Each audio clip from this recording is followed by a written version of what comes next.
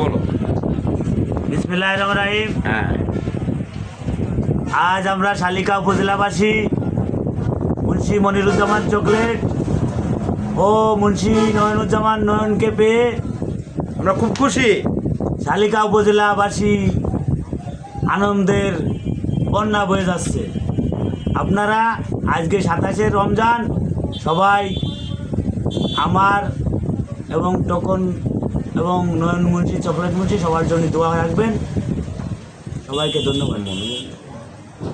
আমাদের পরিবার সাথে আমাদের আরপাড়া গ্রামবাসীর মেম্বার প্রাণপ্রিয় লোক, 4 বারের মেম্বার, শালিকা উপজেলা বিএনপির সাবেক ক্রিয়া সম্পাদক মনির হোসেন মনু মামু কি বলে একটু শোনেন নয়ন এবং চকলেট মুন্সির বিষয়।